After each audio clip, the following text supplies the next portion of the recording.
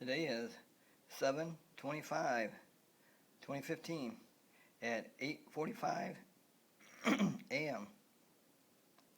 on Saturday.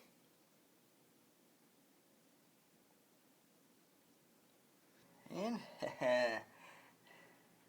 my name is Dan, and it's spelled with two N's. That's D-A-N-N, Dan. And I was born on 6/19/1958. And today's date, like you saw on the watch, today is 7/25/2015. So that makes me 57. That's 57 years old. And I have absolutely no health problems other than my right ear, and I've had that like it leaks, like gets infected every once in a while. But I lost 75% of my hearing back when I was in like first grade, and then my mom found out that she always used to rinse our ears out with water with a syringe.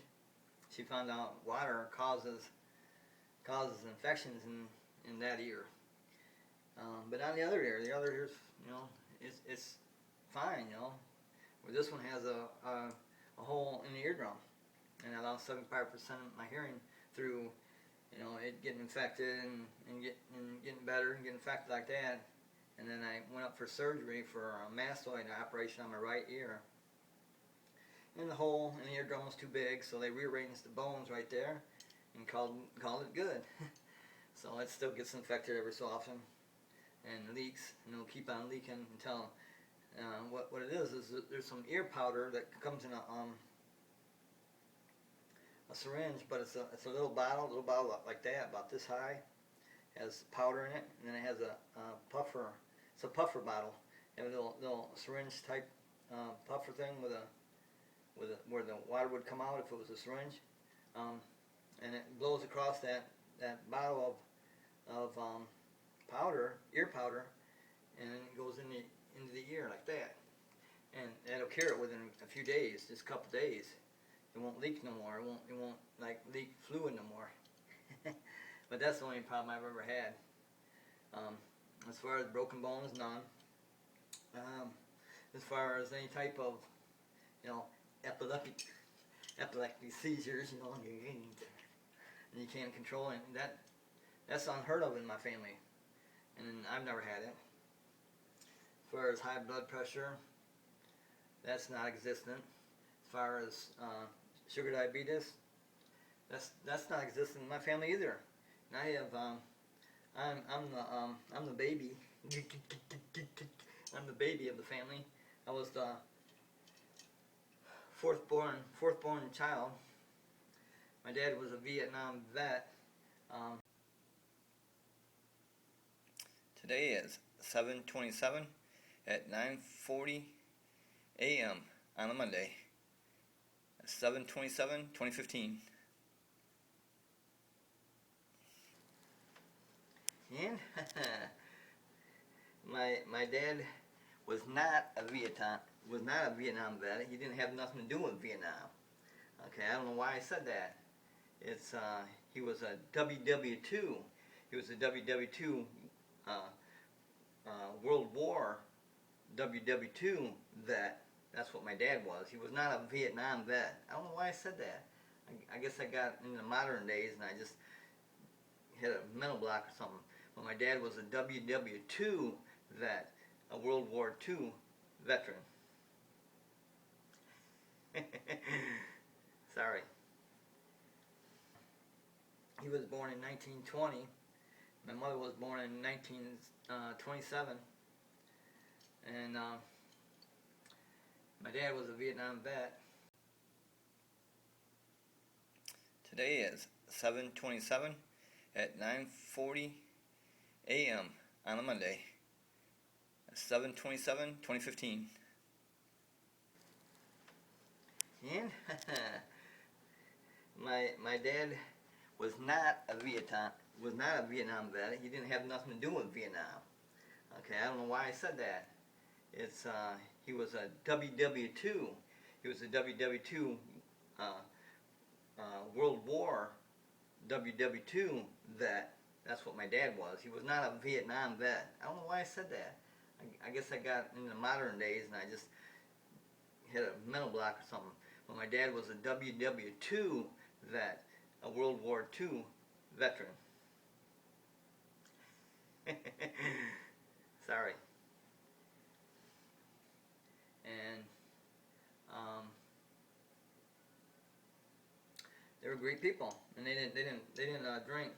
They smoked. My mother and dad both smoked, but they never drank or got high or like that. I think my dad had a beer or two with the guys once in a while with his brothers. Once in a while, once in a great while, like every 5 years or something like that, or once in a couple of years. So alcoholism it doesn't run in my family because we didn't never drink. Okay, for me, I've never tasted alcohol. I've never tasted it. I've never even tasted it as of today, 7/25/2015. Never even tasted alcohol. Never even smoked pot. Never smoked pot. Never took any type of drug. Never took any type of drug. I'm totally against drugs. I don't believe in drugs. So I've never taken any type of drug. Never had any type of seizure. Never had any type of seizure. No blindness in my family. No high blood pressure. No sugar diabetes. Have some obesity. Like my sister, she was like 90 pounds. She was like 90 pounds. She's 4'7". She's 4'7". She's my older sister. And well, she's the oldest kid in the family. My mom and dad had a girl, and then they had 2 boys, and then me. I was a boy. I was physically born a boy, but mentally, I think I was a female, all female, mentally. That's mentally, but physically, I'm all boy. I get excited, get a hard penis up to 6 inches, and then it's thick. It's a thick penis, fairly thick. Not the thickest, but it's thick. That's according to the one woman I had sex with. We had it 4 times. See what happened? She was living with a boyfriend that was taking care of her kids, because she had 4 kids at the time. I was 50, and I knew her when she was 8 years old. But then they left the neighborhood and moved when she was 8, and she had a big crush on me, I guess. And she started coming over. When she's like 37. She was 37. She started coming over. I'm going, why? And then she came over a couple times. And then one time she came over, my next door neighbor was over, and he knows me. He's going, yeah, he's a virgin. He's never had sex, period. So she comes up to me and says, yeah, I want to have sex. I'm going, no way, I ain't having sex with you. And then she stayed and talked to the next door neighbor and said, she wanted to have sex. And I said, well, what do I got to lose? I'm 50 years old. I've never had sex with a person. I had sex a lot of times in the, cream in your dream. I've had a lot of those. One night in particular, I had every hour on the hour when I was back in like 11th grade, I think. Yeah, it had been 11th grade. I'd be waking up to hard on and already cummed, like 10 different times. Is less than an hour in between. That's horny, man. I'm a big chocolate milk drinker, so Nestle's Quick and white chocolate milk, or Nestle's Quick and white milk. And they say chocolate is a big sex thing. I guess it makes you horny. I guess I don't know, but I'm a big chocolate milk drinker. I can drink a gallon of milk a day. It's easy for me to drink a gallon of milk a day of chocolate milk. And I drink Gatorade. Get the powder and mix it and drink it. Mix it by the gallon. And I drink Gatorade, and I drink pop. I stay away from pop though, because pop, it slowly kills you, I think. But it tastes good. Pop does. I'm a Pepsi man. Pepsi. Um, some people are Coke people, some people are Pepsi people. I'm Pepsi. But my mother and dad don't have any history of having anything wrong with their family either. My dad or my mom. No epileptic, no special diseases or whatever they are. You know, they have a clean health record, even though they both smoked. And that's one thing I never did. I never smoked. Period. Not regular, not marijuana or weed. I've never smoked any of that. Never smoked regular. Never smoked marijuana. Never took any type of drug, and never drank. I don't know what alcohol tastes like. Just that type of person. And I've always been a healthy person. See, both arms, both hands, both legs, both feet. And the only thing odd about me, as far as my limbs go, my arms and legs, is my feet. My my left foot is a size 8.5, and my right foot is a size 6.5. So I'm 2 sizes small on my right foot and 2 sizes bigger on my left foot. It's because my left foot has almost a flat foot, but it's got a slight arch, and my right foot has a high arch. So that's the reason why one's a lot longer than the other. 2 sizes longer. But anyway, I was born physically a boy and able to come and get hard and then come. I'm dry. There's 2 types of people. Some that leak all the way up until they come. It's pre-cum, so they're wet all the way up. And then there's people who are dry as bone like me until they explode. Until the cum comes out, until they explode. So I'm dry all the way up, right up until I'm, a little bit of cum coming out. And so I'm what's known as a dry person until I come. Where you get some people that they leak all the way up. I don't see how they can do that, because I thought it was like a balloon. You keep filling it. Your penis, you keep filling, fills with blood. That's how it gets hard. Fill it, then all of a sudden explodes, and there's the cum. And but throughout the people I've had anal sex with, that's what I found out. That I didn't find this out until after I was 50 years old. Because I was 50 years old when I first had sex with that woman I told you about. She was 37. I was 50. And she had 4 kids already. She had 4 kids, and I think her youngest was like 5 or 6 years old. And and so she started coming over, and like I said, the next door neighbor was over, and he told her all about me, saying, oh yeah, he's a virgin, and and I was 50 years old, so she wanted to have sex with me. Said no, and then about say an hour later, she says, yeah, I'd like to have sex with you. And I said, oh, what do I got to lose? Let's go do it. So I had condoms, because I'm a firm believer in keeping clean, very clean, until I find the right person, and then do it without the condom. But I always do use a condom, whether I do anal sex or if I do vagina sex. So I had a condom, I put it on, and got it in there. I'm going, oh yeah. She says, oh, deeper, deeper. And I started, we had sex. It was okay. I mean, there's nothing like I expected. I expected, wow, I'm going to be changing here. That ain't the case. That ain't the case. It's lame sex. Vagina, man, penis to vagina is lame sex. But, I'm, like I said, I was born a physical male, but here's my yellow clutch purse. my yellow clutch purse. And I guess they call it clutch because of that closing. But nice yellow clutch purse. But this thing is, man. Okay, there we go. Okay, so that's a yellow clutch purse. It's a nice purse. I like it. It's beautiful. And then I got the then I got I call this the pink pouch purse. P pink pouch purse. And it's got a snap, got a pouch right there, and then it's got a zip. It's got a zip purse part. See, unzips. You get stuff in there like your makeup and lipstick and your eyeshadow and all that good type makeup stuff.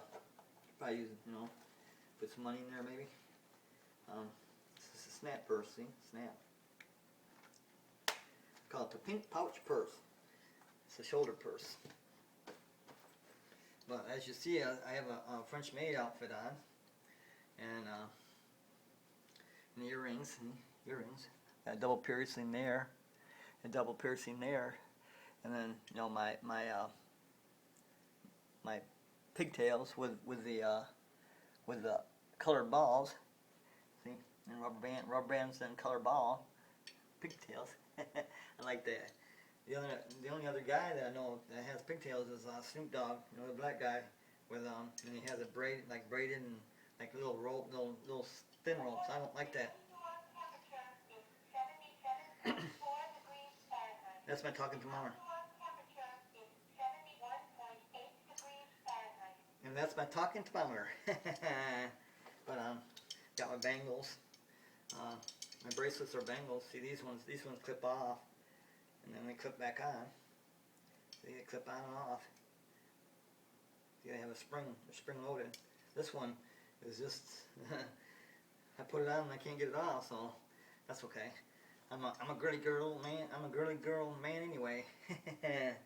But I gotta stop this tape because it's getting to be like 16 minutes or so. So I'll be back in the next tape. Okay, I'm back with my pink pouch purse, my snap pink pouch purse, my shoulder purse. It's one of my shoulder purses. Got that one, the pink pouch purse, and I got the yellow clutch shoulder purse, clutch bag. I call that the clutch bag, just because it goes like that. And see. But my yellow clutch bag purse.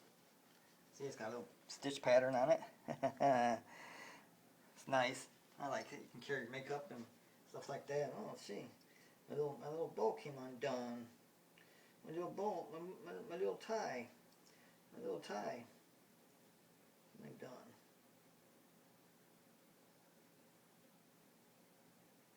There we go. There, we're good again. Yeah, we're good again. We got the tie there, and got the nice little apron with the ruffle around it. In my French maid outfit, see?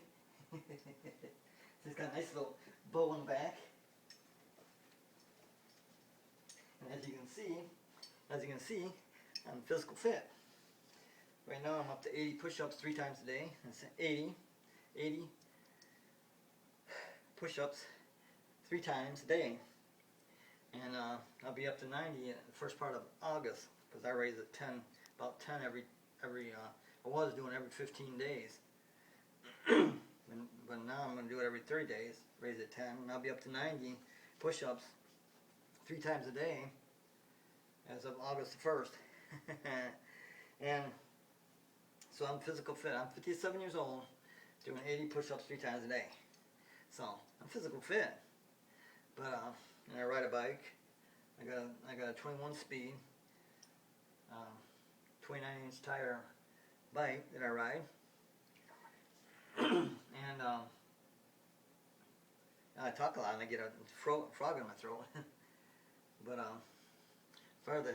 far as the hair goes, I had 2 hair transplants. This was all from here to there. It's all transplanted. See, the first transplant was in 2000, and I had 1,200 transplants. They always do like 100 more, but what they do is cut a strip from ear to ear in the back, from ear to ear in the back, from ear the ear in the back, cut a strip of hair. That gets cut up into a bunch of strips. See, I think this thing they use is a thing that cuts it in like 4 or 5 strips as it's cut like this, and then they cut, they scalp you. What are them doctors? Indians? They scalp you. But they cut from ear to ear, and it cuts in like five like strips that. They take a total of like 1 1/8 inch out gash, 1 1/8 inch gash out from ear to ear, from the back of your head, the lower back of your head. So then they cut that up into like halves. They have like 3 or 4 nurses with like magnifying glasses separating each hair, like 1 hair, 2 hair, and 3 hair increments. And then while they're doing that, the doctor, after the doctor stitches you up, after he takes that patch out, he stitches you up, and then the nurses get the strips of hair, and then the doctor, he has 3 different sized needles, like syringe needles, that he pokes, in the dowel pattern on your head, right here, all right there where my transplants are, from here to here. He does a dowel pattern. With 3 different sized syringes, 3 different thicknesses, roundnesses, and he puts what they call sights.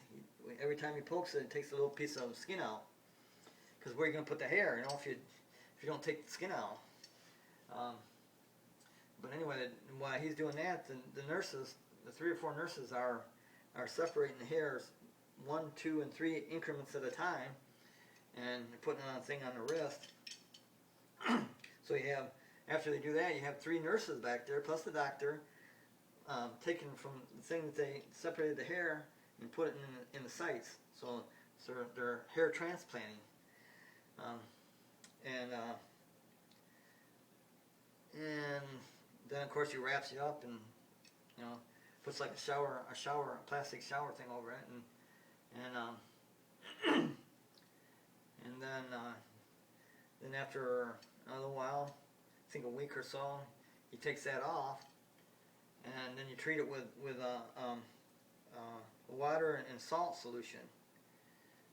Then you leave it on there for like 5 minutes or so, like 3 or 4 times a day, and that's how you heal. And then you get like that. But I was slick balled from here all the way back, all the way back to the skull part.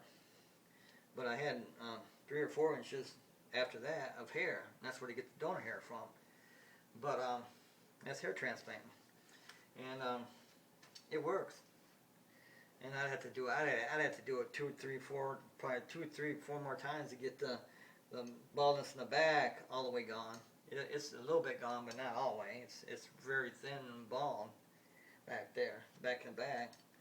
And I'd have to do it, 2, 3, or 4 more times.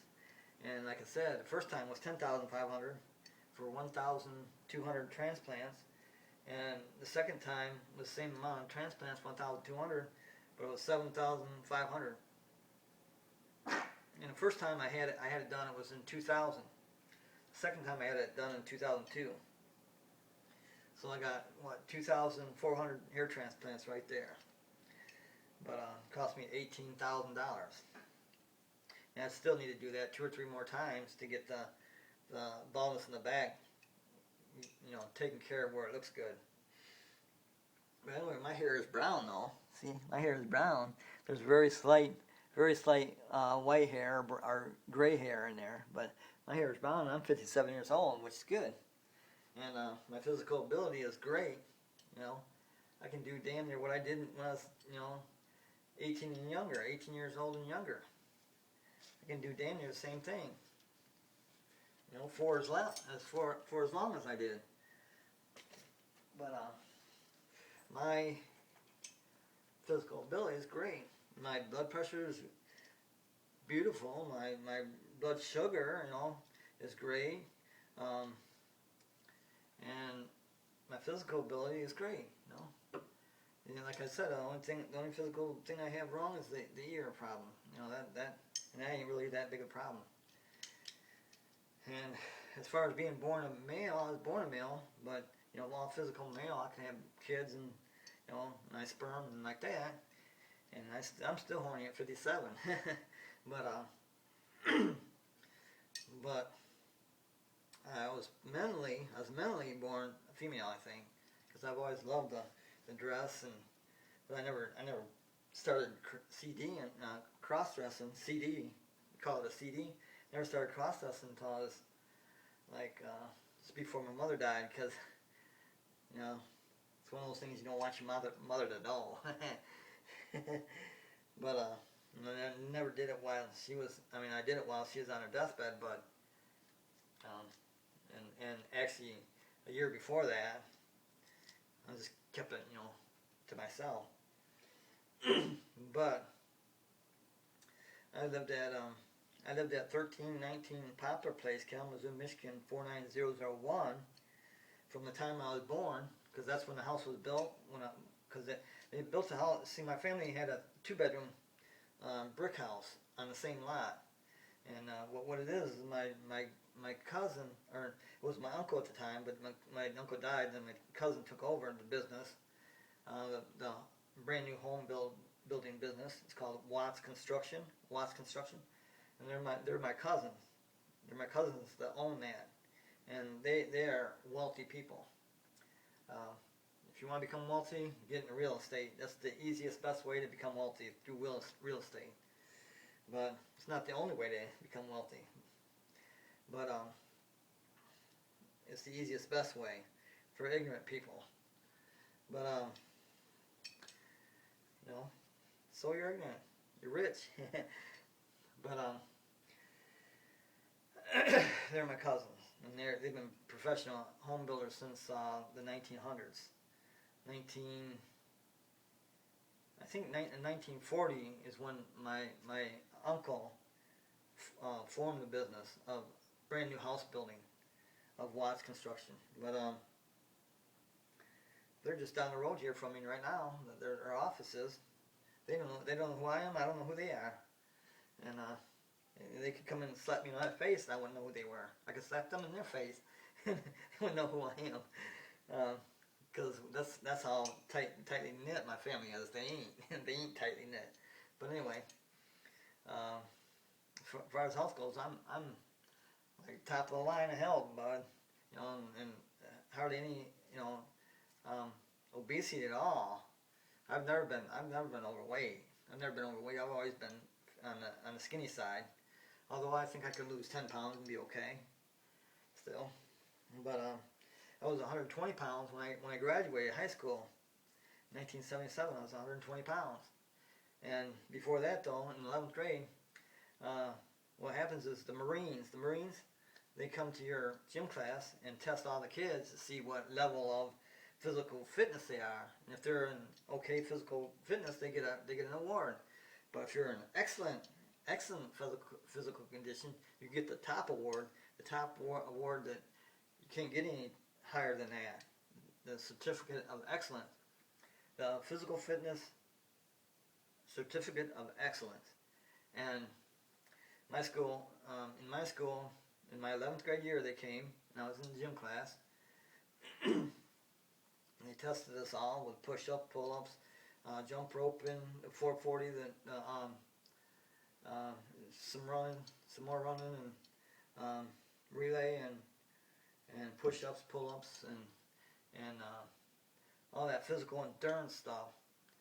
And there was 5 people who got the certificate of physical fitness of excellent, the excellent physical fitness award. And that's just a paper saying the Marines, signed by the Marines with the flags and stuff, saying this person we tested is an excellent, not good, not just good, but excellent physical condition. Guess how many people got it in my school from 9th, 10th, 11th, and 12th? Four grades, probably 1,000 kids or more. Guess how many got it? 5. 1, 2, 3, 4, 5. 5 of them. Guess who got it? Yep, I got it. I got the Certificate of Excellence by the Marines, Physical Fitness, signed by the Marines. And there's only 5 people got it. The other four, it was our track star. It was a football player, I think a basketball player, and a wrestler. So the other 4 were all in sports. I was never in sports in school, never. The only time I went out for track, the only time I went out for to compete against other kids is when it was back in grammar school when a gym teacher picked who went to compete for their school, and I was picked in the 5th or 6th grade, and we had to go to another school to compete against other kids. I was picked for 2 things: the 50-yard dash and the running long jump. And 50-yard dash, it was a photo finish. It was a photo finish call between me and this other kid. It was real fast, and they said they were gonna rerun the race, but they never did. And I never got my second place ribbon for it, because they said I was in second place, but they were gonna rerun the race because it was a photo finish. You know, you couldn't really tell. That was a 50-yard dash. Now the running long jump, I jumped almost 11 feet. It was like 10 foot, 11 inches. I ran down the dirt and then jumped from the end of the dirt to sand, and I jumped 10 foot, 11 inches. And I took first place hands down. There was no photo finish there. And there was no photo finish. I took hands down 11 feet, or 10 feet, 11 inches. And I was what, 10 or 11? And but when I was a kid, I had this friend that used to live behind me, and we'd go to school, and we'd jump cement squares, you know, like where they put the line in the cement and another line like that every so often. We'd jump cement squares like that. We'd run and jump. That's where I got the running and jumping. And we'd jump from cement to cement, though. We wouldn't be jumping from dirt to sand. So we'd be jumping cement to cement. And I was always great in that. And that's where I got the running long jump.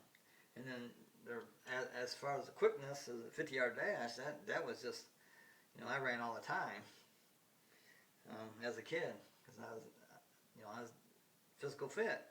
And I want to stop this tape and start another one. Okay, I'm back again, and I got that wrong. Oh well, I'm gonna change my purses anyway. My yellow clutch purse.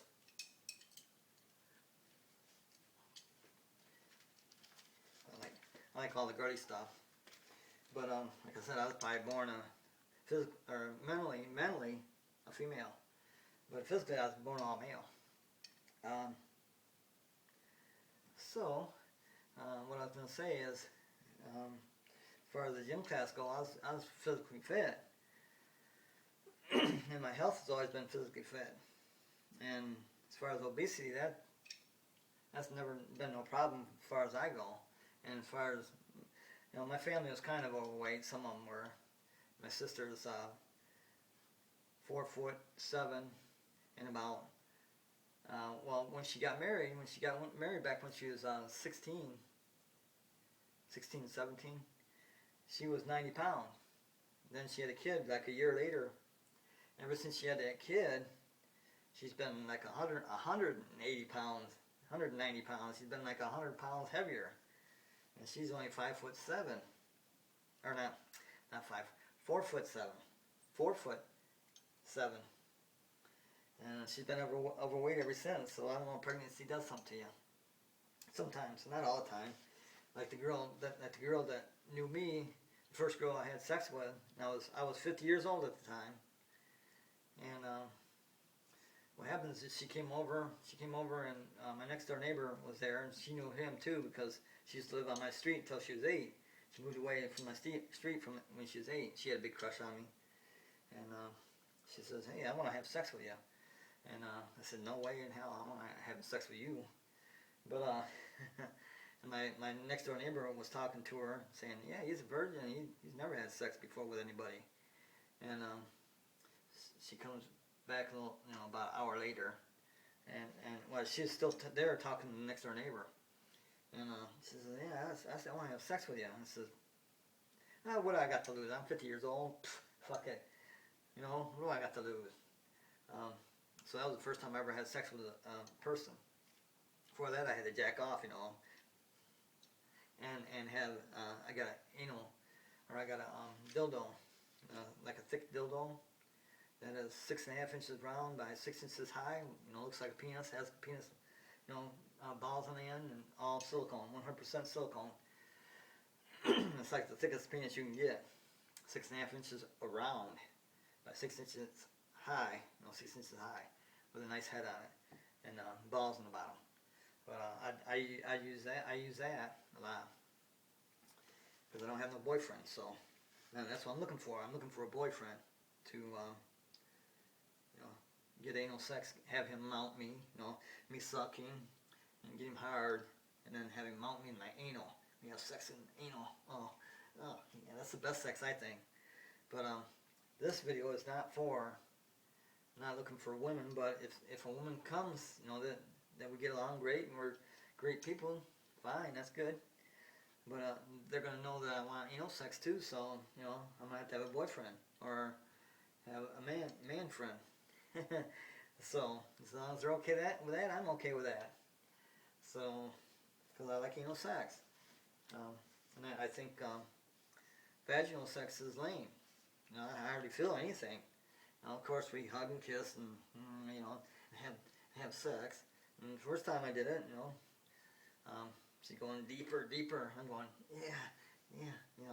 But it was okay. I mean, it's nothing like anybody tells you about, male to female sex or penis to vagina sex. It's nothing. I mean, it's like you don't feel nothing. I'm doing all the work. I'm getting nothing out of it other than we're kissing and hugging like that. Big deal. Okay, so we did that 4 times. And she had she lived with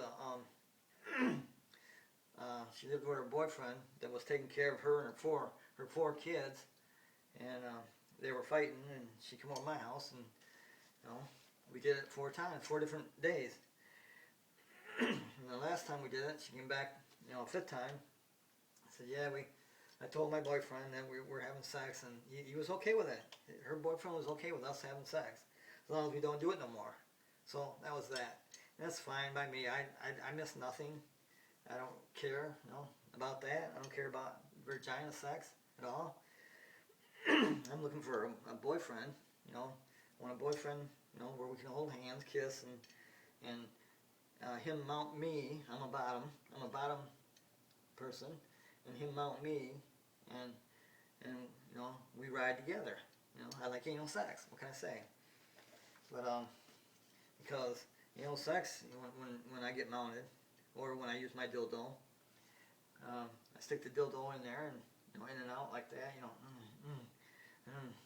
and stick it all the way in, and I'll feel like I'm gonna blush. I'm blushing.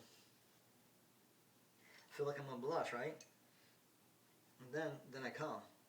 So I have feelings there, where, well, when I was having sex with the woman, she was 37, and I was 50 at the time. I was 50 and she was 37 at the time.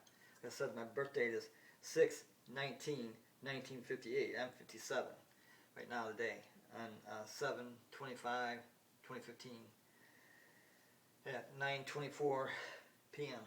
or not p.m. a.m. Gotta get it right. 9:24 a.m. and I'm doing 50 push-ups 3 times a day, so I'm physical fit. But anyway, when I had sex with the woman, first time was okay. Second time, I thought we were done after the first time. I really thought we were done. So I was there eating, and she comes in the door and says, yes. I said, okay.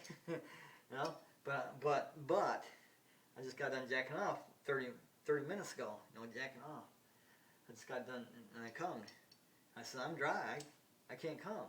Well, she says, well, let's do it anyway. I said, okay. So I'm dry. Because I just got done, I just got done jacking off 30 minutes ago, if that. And so we went at it, and probably 15, 20 minutes later, he's going, you ain't gonna come, are you? What did I just say? And what did I just say? I said I jacked off 30 minutes ago, and I'm dry. I says, no. And I kept going like that, and that's hard all the time. And then she says, okay, let me suck your penis. And I says, okay. She sucked it for 3 or 4 minutes, maybe 5 minutes. I stuck it back in, did it. And we did this for about an hour. I mean, we had sex for an hour. That was hard for the entire hour. And then we were, okay. She said, well, I gotta go now.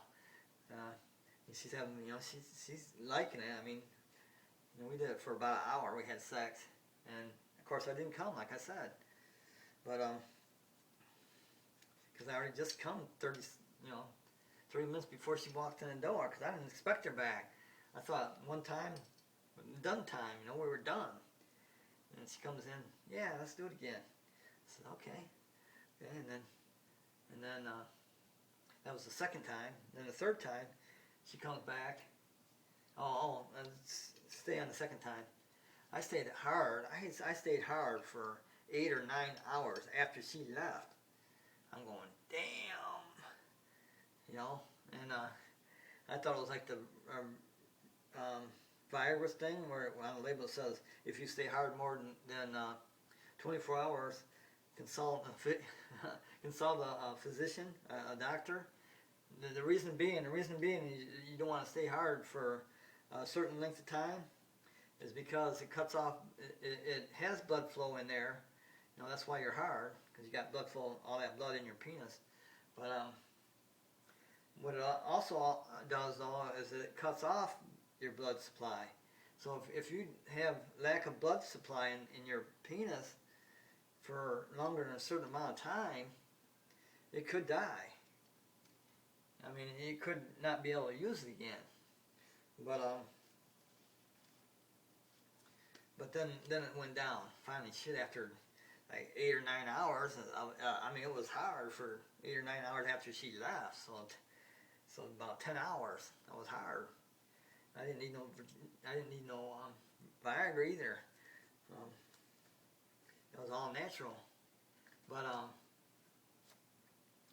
and then she came back a third time. Because her boyfriend and her were fighting again. I mean, physical. I guess say physical fight, fist fight, and get down on the ground and I don't know. I guess that's what they did, but and I guess they're okay, because I only saw her one time after that, and she said, yeah, I told the boyfriend that what we're doing is, he said he's okay with that, as long as we don't keep doing it. So we stopped at that point. So then I never saw her again. But that's fine by me, because the sex was lame, and I wasn't in love with this girl anyway, so it didn't matter. It really didn't. And it doesn't matter today. But otherwise, I'd be out there seeking her. But it's not worth it. Not to me. I want a male, or I want a boyfriend, and I think I want a transgender, where when you transgender, once you start taking a hormone blocker, 1 tablet a day of hormone blocker, and taking estrogen treatments, which is patches on the arms with a certain amount of estrogen on each patch, and then they increase it as you go on, and then give booster shots of estrogen. But once you start taking the hormone blocker and the estrogen treatments, you become sterile, and that's irreversible. You can't change that. Once you're sterile, that's it. You're sterile. And I wouldn't be making this video if I was, because my sperm would be no good. It'd be dead sperm. Or I think you're still sperm. It's just they're not alive. But so that's why I'm making this video. I'm making this video because if you're a lesbian, or if you're a single female that don't want a partner, but still want a kid, then you can call me, and it don't have to be a test tube, where they take the male sperm, they freeze it, and then unfreeze it and give it to the female. We skip that process and just do it direct, naturally, and that's why I'm making this video. Not for a girlfriend. I don't want no girlfriend. I don't want to get married to no girl. I don't want a girlfriend. I want a boyfriend. And so when I transgender, if and when I do, after taking the hormone blocker and the estrogen treatments, then you go for surgery. And surgery costs, for male to go to female, costs around $7,000. Plus, it'll cost you $100 a month for the estrogen treatments and the hormone blocker tablet you take. So that's for the male to go to female. Now, from female to male, it's same $100 for the hormone blocker, and then the testosterone treatments, same $100 a month or $200. It's either $100 or $200. But the surgery is $40,000. That's $40,000 to go from female. Say I'm male, but from female to male, it's $40,000 for that surgery. And the created penis isn't like a full blown penis either. Get the short end of the stick. You get the short end of the stick as a female going to male. Anyway, I gotta stop this video and start another one. But as a female going to male, you get the short end of the stick. It costs you $40,000. That's $40,000 to create a penis. When a male goes to female, which they invert the penis and make it so that the male can have sex in it's a surgical vagina, and can have sex in the anal as normal. So I can give it to them both. See, what do you want? What do you want? You want an anal or my surgical vagina, or both? It just depends how horny the person is. That's what I'm looking for. I'm looking for a horny man for a boyfriend, and hopefully I'll be able stay at home wife. I want to be a stay at home male wife for a male boyfriend, or whatever way you want to say it. But this video is not for a girl. This video is not for finding a woman or a wife, or it's not for that. It's to donate my sperm directly. Yeah, we can kiss and hug. Nothing wrong with that. And why we do it. And this video is so that if you're gay, a gay female, or if you're a lesbian, whatever you want to call yourself, and if you have a partner, say you're married, a gay couple, a gay female couple, or a lesbian couple, if you're married, I can get you both pregnant if you want, or I can get one pregnant, and then if the other one says, oh, okay, I'd like to be pregnant, then call me up, and I'll come over, or you can come over to my house, or however you want to do it, and we'll have sex. But the relationship stops there. That's where the relationship stops. It'll stop at sex, because once you're pregnant, then I'm kind of done with you, and we're kind of done with each other. We don't have to ever see each other again, and it won't hurt me at all. So I'm looking for a male boyfriend. I'm looking for a boyfriend, not a girlfriend, a boyfriend. So this video is to tell you that if you'd like to have a child and you're a gay female, or if you're a straight female, it don't matter to me. If you're gay or straight, I don't judge people like that, like the government does and stuff, like with the military and certain other things. I don't judge people by who they have sex with. That's just silly. That's silly to me. It always has been. It's always been silly to me. You don't judge people for who they're banging. I'll bang female, I'll bang male. It don't matter to me. Male, female. You can call me bi, you can call me gay, I don't care. You can call me gay, you can call me bi. Just don't call me late for dinner. I had to throw that in there. But, I just didn't see, I have a sense of humor. But, yeah, I like all my girly stuff. This nice French maid outfit, and I like the pantyhose, and I like the garter belt that holds up the stockings, the high heels.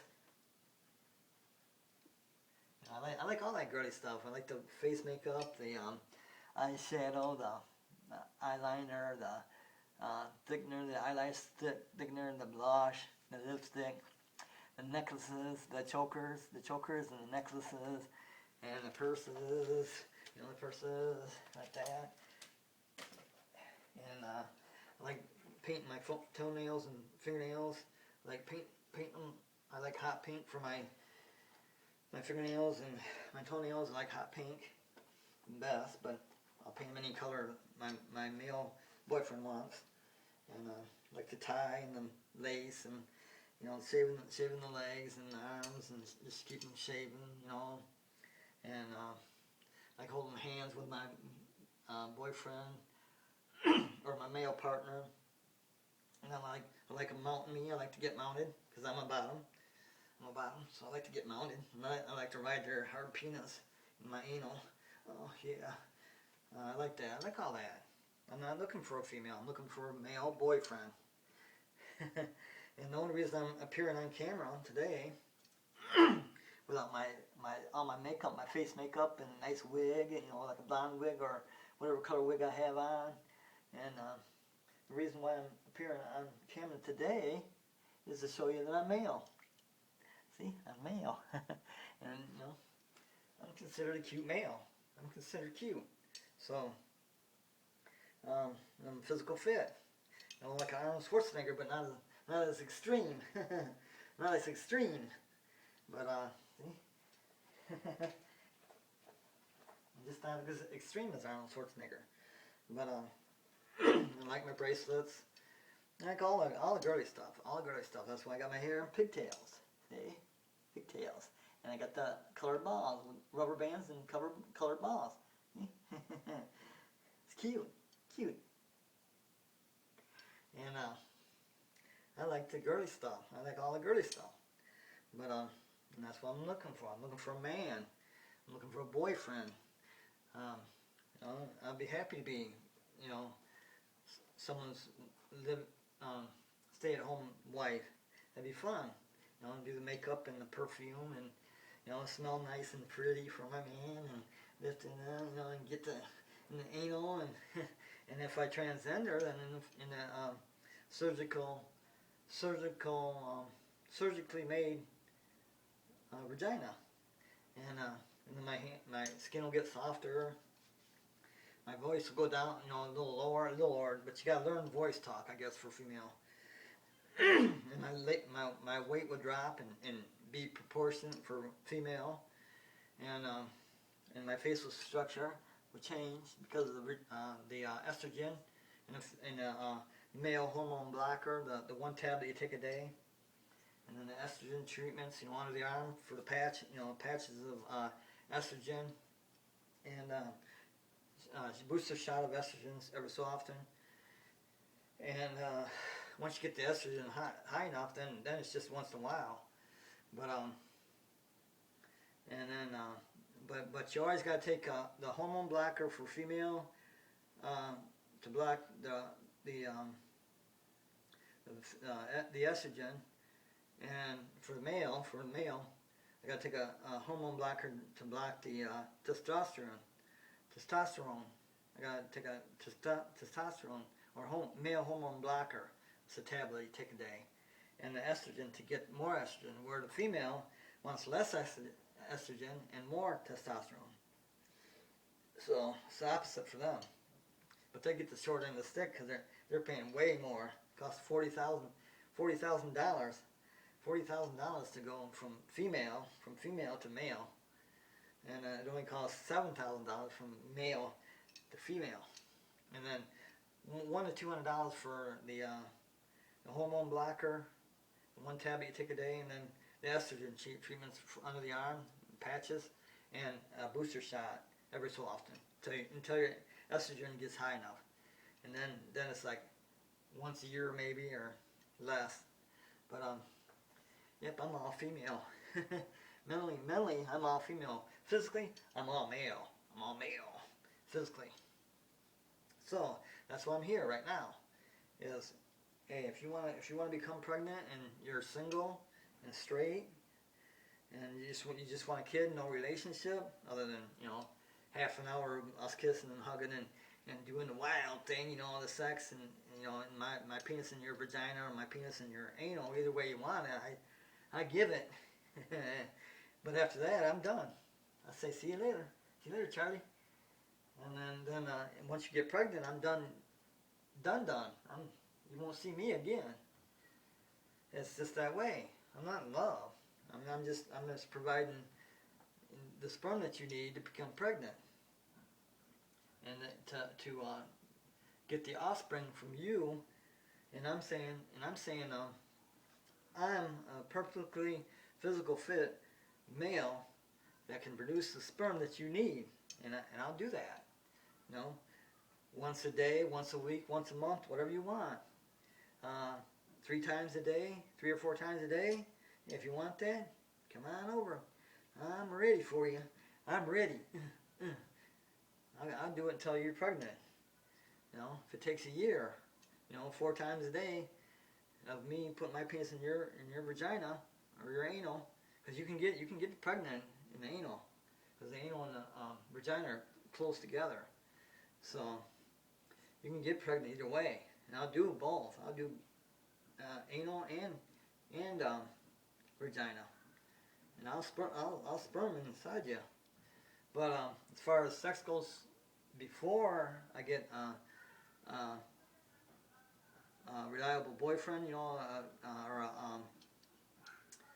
a person who we're developing a relationship with. So far, it's only been in one-time deals, for like a half an hour to an hour. That's the most relationship I've ever had with that female. We did that 4 times, and I always put a condom on me whenever I have sex with someone else. I use a condom so I don't get a disease. And whenever I have my boyfriend or my partner, mount me in my anal, I put a condom on them.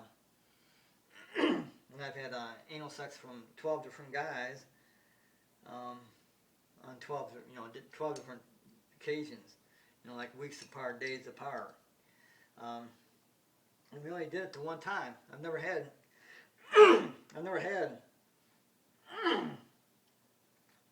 a relationship last more than an hour or so. So I'm even at 57 years old. See, I'm still learning the route. But I've had anal sex about a dozen times, I think, and they did, got inside me, we kissed and hugged, and they had the condom on though, because I always do protect sex only until I'm ready, except for a female, as long as you don't have any diseases or anything, we'll do it until you are pregnant. That's my guarantee to you. We will do it until you are pregnant. And if you have a miscarriage or something, we will do it until you are pregnant again and again and again and again and again and again and again. I will get you pregnant. And if you're a gay couple, then I'll get you both pregnant. I don't care. If you both want to come over, I'll do her, and in a few hours, I have to wait a few hours in between now, since I'm a little older. Man, when I was in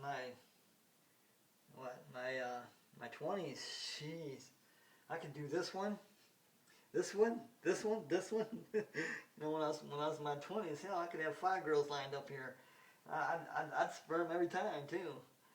Shit, I was a horny motherfucker. When I was in my 20s. But I gotta stop the tape again and start her up again. Anyway, like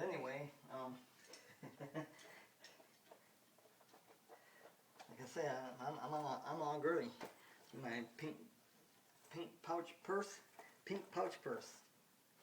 I got this yellow clutch purse. So I got that. A nice yellow clutch purse too. And like I said, I got earrings. 2 piercings in the left ear, 2 piercings in the right ear. I got my little balls for, I got rubber bands and these little balls for my pigtails. And my natural brown hair. And like I said, I'm 57 years old. I was born on 6/19/1958.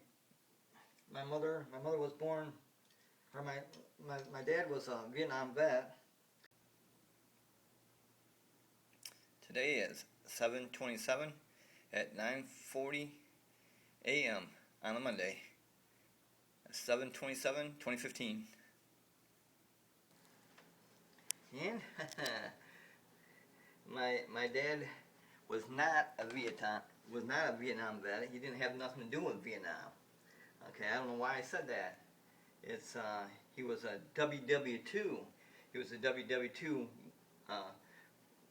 World War WW2 vet. That's what my dad was. He was not a Vietnam vet. I don't know why I said that.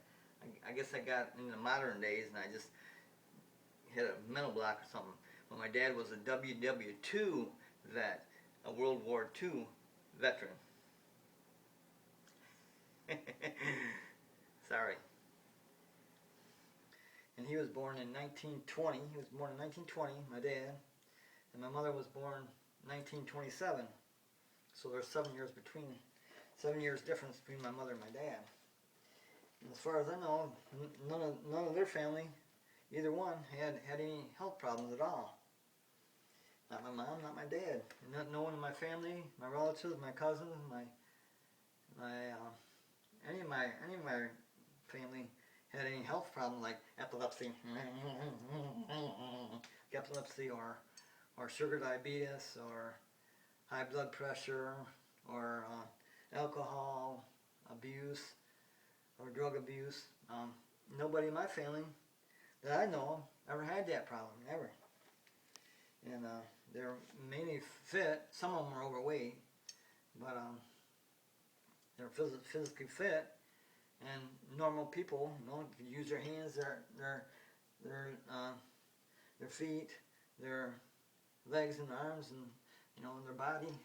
And like me, when I was in grade school, when at that time the grade school gym teacher picked who they wanted to go compete for their school in like a track event or a physical fitness event. When I was in 5th or 6th grade, I was picked to go for the run long jump and the 50-yard dash. It was a photo finish on the run long jump, or the 50-yard dash.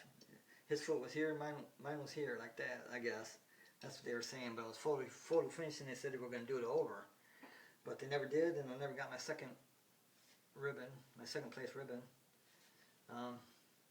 Even though I probably was in first, I don't know. It was so close, it wasn't funny, I guess. That's why it's called a photo finish. But in the running long jump, I took that hands down. No, there's no question about that. I was, how they had the steps where you got 1 or 2 and 3 steps over here, and then a foot higher is number 1. Well, I was the number 1 when it come to run long jump, and I got the first place ribbon for 10 feet 11 inches. But and I got second place in 50-yard dash. I was very quick. But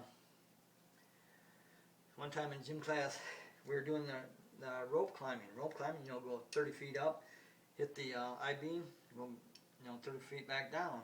Well, these kids were struggling. Some of them couldn't even get halfway up. Using their hands over and over like that, and then their feet, trying to push them up while they use their hands. They couldn't even get halfway up. And this is like 30 or 40 feet. And a thick rope, I think it's a 2-inch rope. And so there's like 10 or 15 kids that went before me. They're all struggling. Some of them got to the top, but they were all struggling, right? I'm going, shit. I never done rope climbing before. I climbed trees and stuff, you know, small trees, and didn't have no problem there. And but rope climbing, okay, yeah, I can do it. I'm seeing all these people struggling. I'm going, what's so hard about this? You know, because I'd pull myself up on stuff, and I had no problem pulling my body weight up. Just use my arms, my hands. So I got to it after you know 10 or 15 kids, you know, my age, because they're in my grade, because we're in gym class climbing rope. I'm going, shit, I'm just gonna get there, hit the rope, go up, hand over hand, go down, hand over hand. That was my plan. You know, I'm going up, hand over hand. I'm not even using my feet because it looks too hard. You know, it's too hard using your feet. I already saw 10 or 15 people or kids trying to use their feet and their arms to get to the top. And some of them did, some of them didn't. And they get halfway and come back down, just slide back down. Rope burn. No, I'm going, shit, I'm going to hit that rope. I'm going to go hand over hand, touch that beam, you know, 30, 40 feet up, go hand over hand, back down. Not even use my feet. Okay, that was my plan as a kid, in which I was 11, 12 years old, I think. So it became me. You know, I was like the 16th person, or you know more. I did just what I said I was going to do, actually I was thinking I was going to do. Hit the rope, hand over hand, touch the beam, hand over hand, back down, done. And then all of a sudden, you know, because all the kids were surrounding the rope, you know, in a circle, and everybody would have a chance, you know. Teachers say, yeah, you can go ahead, you know. And then they're done, or they're failure, or if they get it done, and they're okay. And I'm going, shit, bam, I hit that rope, I went hand over hand, up, touched the beam, hand over hand down, and all the kids were clapping and going, yay, yay, yay, it can be done, and it can be done easily. And kids are all clapping, saying, yay, I got a standing ovation. I'm going, God, I didn't mean to do that. I didn't want to be, you know, the spectacle of the class. And that's why I did that. And I'm going, what the hell? You know, why is everybody clapping? No one else got even a whimper, you know, on anybody. And, you know, everybody just went there and did their job and went back and everything. Okay, you did it. I hit that rope. I went up, went down, came back down. Everybody's clapping and saying, yay, wow. They were wowed. I wowed everybody, including the teacher. And the teacher goes, you know, this is the gym teacher. The teacher goes, I guess they have a record of all the schools in our area. I was the fastest up and down on that rope than any of the 10 or 15 schools in this area. That's what the gym teacher told me. He said, or she said, because at that time, yeah, there was men teachers, but she goes, man, you were the fastest ever, and out of all these schools, 15 schools in this area, you were the fastest. Going, wow. No wonder I got a standing applaud by the other classmates. I got a standing applaud by the other, standing ovation applaud by the other classmates because what I did. Went hand over hand to the top, boom, hand over hand to the bottom, done. But not done yet because standing ovation, yay, it's like a movie star. I'm going, why? I mean, I'm just as amazed as they are as what they saw, you know. I'm going, what's going on here, you know? And then the gym teacher comes over and says, yeah, you're the fastest ever in any of these, you know, 15 other schools. I'm going, yeah, wow. I was a monkey when I was a kid, though. I'd climb a lot, and I'd run a lot, and I'd really be on my bike a lot. And I played a lot. And like I said, you know, I had a friend in the back that lived right directly in back of me that was almost my same age, a year younger. And we used to walk to school together, and we'd jump sidewalk squares, and you know sometimes try to jump two of them, and That's where I got my running long jump ability and probably my 50-yard dash ability. But I also ran a lot. So, you know, just having fun as a kid. And I climbed a lot. So I was a physical fit person even as a kid. And nothing wrong with me other than my like I said, my hearing in my right ear. And other than that, that's easily fixable by some powder. There's like a cleaning solution I can use, or I can just use powder or both, and that cleared up within 2 or 3 days. But water makes it worse. Water makes it a lot worse. Because, as a matter of fact, my ear specialist said that I needed to plug that up, you know, with well, he says the best stuff is silly putty, but silly putty gets, you know, after you use it a few times, it gets like sticky like gum.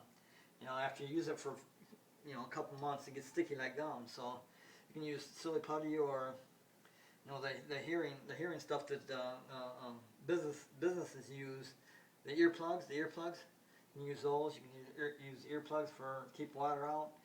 I got out of swimming because I got out of swimming in high school because that was a required thing to do, and I got out of it through a doctor's excuse. The teacher goes, "Well, I got holes in both my eardrums. I swim," and well, I said, "There's my doctor's excuse. Who's more qualified, you as a teacher or him as a doctor?" And we know the answer to that. The doctor degree is the highest degree that anyone can have, a doctor's degree. That's the highest degree, so he makes the decisions.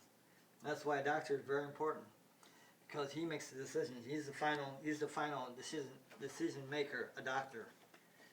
Because a doctor's degree is the highest degree anybody can get. Anyway, I'm probably going to be transgender, which once I start, I can't do what I'm claiming to do in this video, which is I'm saying if you want a kid and you're single, or if you're married, or if you're whatever, even if you're married, I don't care if you're married. I don't care if you're single. I don't care. but if you want a kid and you're female, you're gay, let's say, still want a kid, then what you do is you write down in comments on this video, write down in comments, say, yeah, I want a kid. Hell, when we start this, I said, I'll come over right now. I mean, or you can come over right now. You can come over here right now. We'll get her done. And I do it more than once a day. I do it 3 or 4 times a day if you want. It just depends how fast you want a kid, and if you're in your period or whenever you get pregnant. But when a male becomes a female, after he takes the hormone blocker and the estrogen, then he gets the surgical part. If he goes that far, he doesn't have to go that far, but if he does, because you can become full woman except for the penis without the surgical part. Just do anal all the time. But if you do the surgical part, then there's 2 things you can't do that a born woman can do. There's 2 things. Number one is have a period. You won't bleed. You cannot have a period. You cannot have a period as a born male, no matter if you're changed into a female or not. You can't have a period. Number 2, you cannot bear a child. You cannot carry a child. You cannot get pregnant. A male cannot get pregnant, no matter with the surgery or not. A male cannot get pregnant. The male does not have the parts. So that's 2 things that a born male cannot do that a born female can do. Have a period, a male can't do. Bear an offspring, a male cannot do. A male cannot get pregnant. That's 2 things, no matter surgery or not.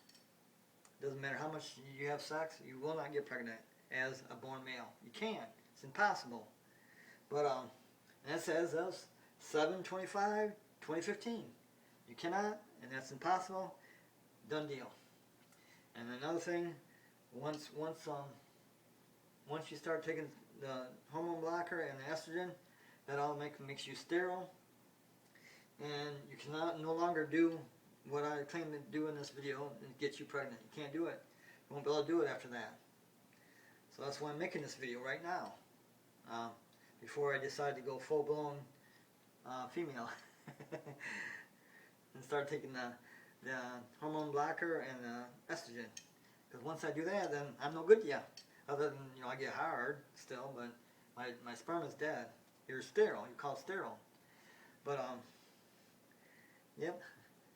I'm mentally, I'm female all the way. The perfume, the makeup, the pantyhose, the high heels, holding my hands, you know, my man, and kissing lips and like that. You know, everything a male and female normally do. That's me. But I'm female side. And I like to be the bottom for anal sex. Yeah, I ride that nice hard penis, and I suck that penis to get it hard. And I'll do it every time because I like it. I like to feel the manhood of my man in my mouth. I like to feel that get harder and harder in my mouth. And then when they put it in the penis,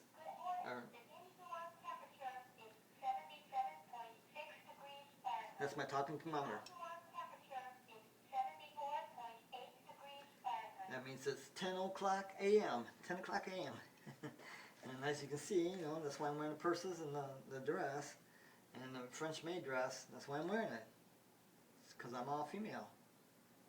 And I'm not looking for a female. I'm not looking for a female. I'm not looking to get married. I'm not looking for a relationship for a female. I'm looking for, you know, like a gay people to, you know, a gay couple that I can get, you know, one or both of them pregnant. You know, I'll do that. No problem. I think it's better than adopting, you know, because that's what gay people have to do. Either be male or female. That's what they have to do. They have to adopt. But instead of doing that, and instead of going to, say, test tube, you know, where the male puts his sperm in a container anyway and gets it frozen, and then that's transferred to you or to someone who wants to get pregnant, why do that rigmarole? That's just bullshit and costs more money. When I can come on over, cost you zero, cost me zero, and we have a great time. We have a great hour or so. So what? And then we're done. And then once you get pregnant, the hour's gone. I won't be over again. We're done. I did my job. My job is done, like the Bible says. My job is done. And then we don't have to see each other again until you want to get pregnant again. Then we have to see each other. If I'm not in transformation from male to female or transgender. If I transgender, then I can't do it.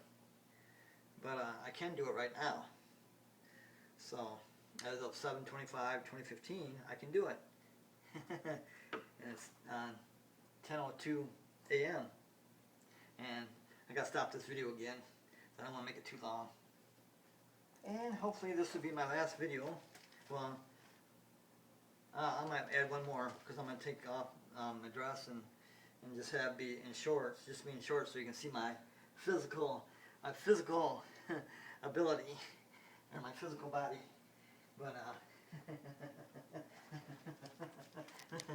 but that's the only reason why I'm not wearing makeup and wig and my pantyhose and, you know, high heels and all the girly stuff that I love. I love the girly stuff. I love it. And even if I never got a man in my life, I still am gonna wear a nice pretty dress because the dress work. I like dressing. I like it's called CD. I'm a CD, a cross dresser from male to female. I'm a cross dresser right now.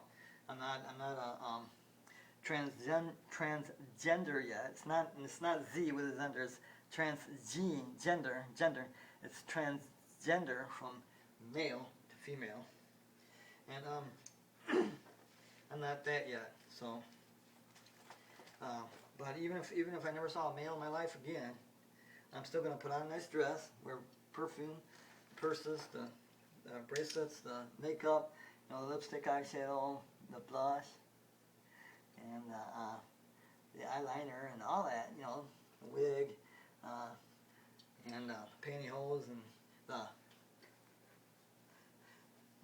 high heels and holding hands and like that. Even if I never did that, okay, even if I never see a male, I'm still gonna wear perfume, the purses, the dresses, I'm still gonna be all female. Like I said, I think I was born mentally a female, and but physically I'm born all male. And what I'm trying to tell you is that my physical ability is great. You know, no high blood pressure, no sugar diabetes, no blindness, no epileptic seizures, no seizures at all throughout my family. Um, the only thing I have is obesity, and every uh, what do you call it?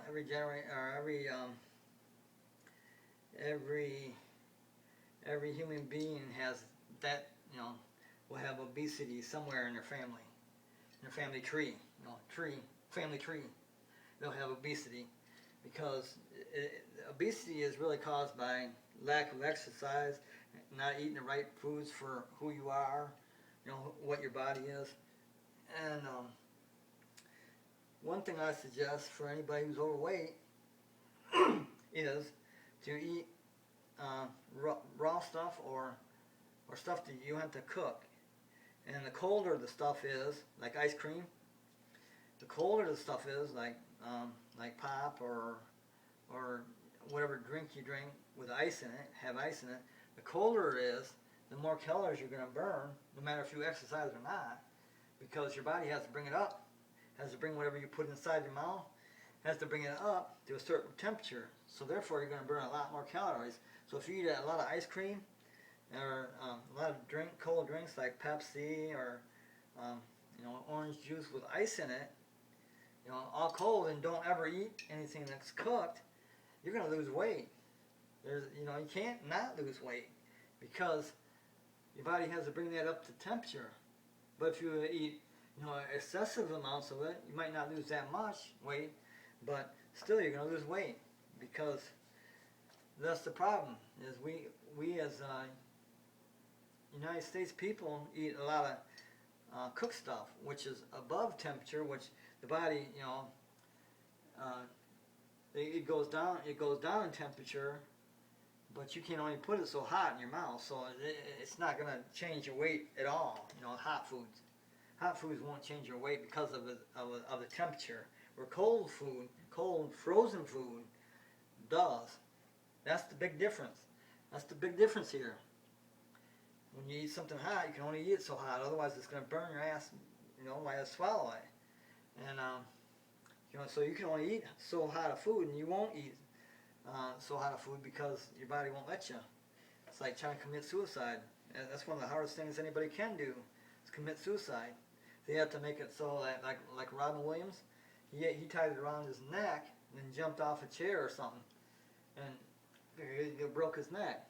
The reason why Robin Williams did that is because he had Parkinson's disease. He had lower stages of Parkinson's disease, but he had nostalgia, which is even a higher form than Michael J. Fox. That's why I said Michael Jackson, because it's Michael J. Michael J. Fox, he has Parkinson's disease, but it doesn't have the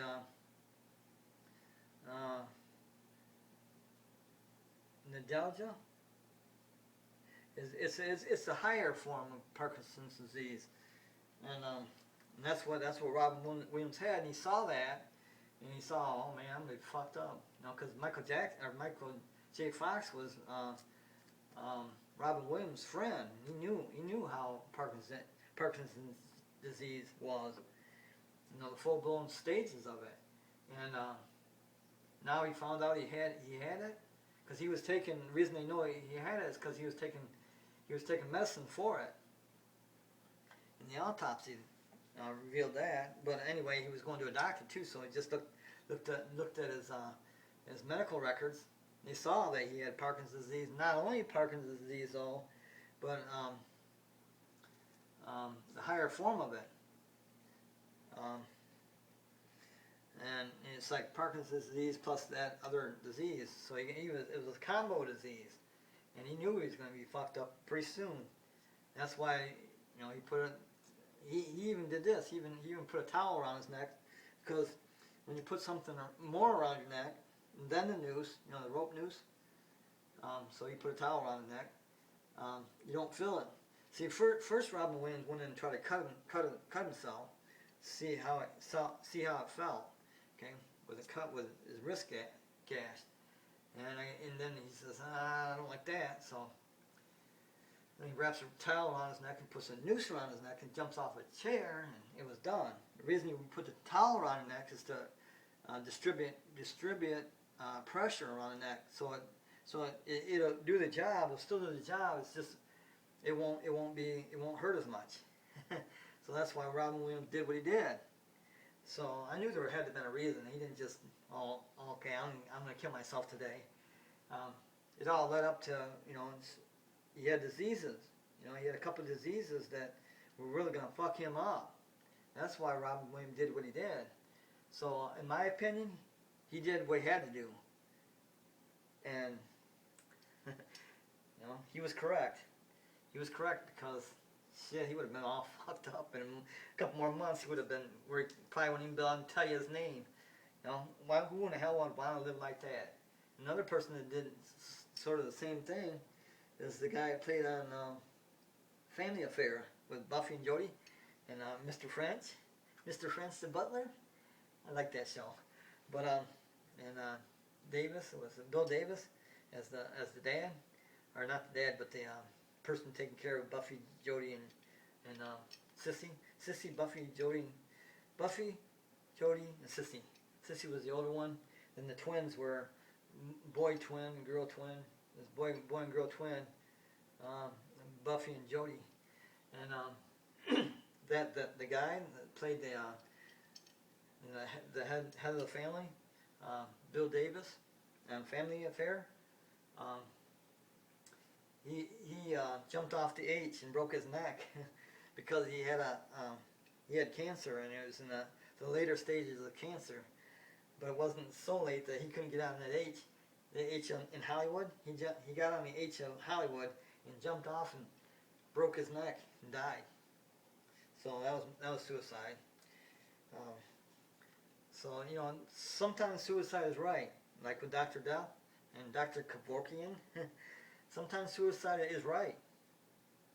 Because why live, you know, a year going you know, not even knowing the fuck where you're at, you know, and you didn't even get to you know, drink or smoke pot or take drugs to get there, you know, on your own. And why go another year like that? That's fucking, you know, and that's what Robin Williams did. I knew there was a reason. Until that reason came about, though, and I saw it on the internet under Yahoo News. I'm going, man, Robin Williams had it all. He was like the top of the line comedian. He was a funny man. He had a bunch of movies. He's almost like a Arnold Schwarzenegger, but not quite as good, because he had the body ability and he had the Arnold Schwarzenegger had the physical ability, the government back, you know. He was in the government politics a lot. He was a top paid Hollywood actor, movie star, action hero. When you talk Arnold Schwarzenegger, you're talking like untouchable person, man. He's done so much. He's been on top of the line. He's like a Donald Trump.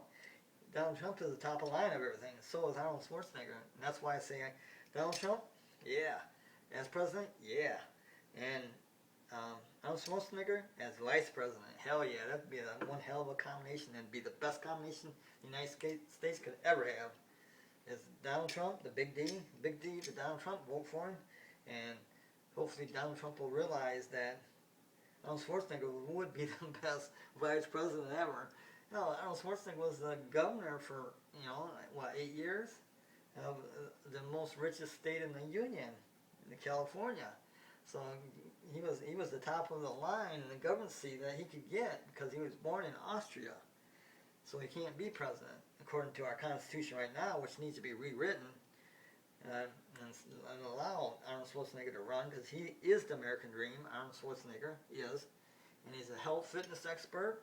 He's a nutrition and health fitness expert. Arnold Schwarzenegger is. And then you get Donald Trump in there, and he's like the master of money. He's worth $12 billion. And Arnold Schwarzenegger ain't that bad either. I mean, I don't know how many billions he's worth, but Arnold Schwarzenegger is pretty high too. So those two right there, Donald Trump, the Big D, and Arnold Schwarzenegger, the governor, those two, shit, you couldn't touch that ticket, Jack. Them are the best two in the world. The Big D, Donald Trump, and Arnold Schwarzenegger. Those are the two main characters of the world. Yep. Anyway, I'm not here for a woman. I'm here for a boyfriend. I want a boyfriend. I want to do a transgender. But in the time period from that point to when I get a male friend that wants to, stick together and stay together and even maybe even get married, then I'm here for, to help gay women or single women or even married women, get pregnant. And I'm a physical fit type person with a clean medical background. And they could even be an Arnold Schwarzenegger again. Your kid could. I'm giving you a chance. I mean, we're giving each other a chance because I like to have sex too. But as far as relationship go, that's where it ends.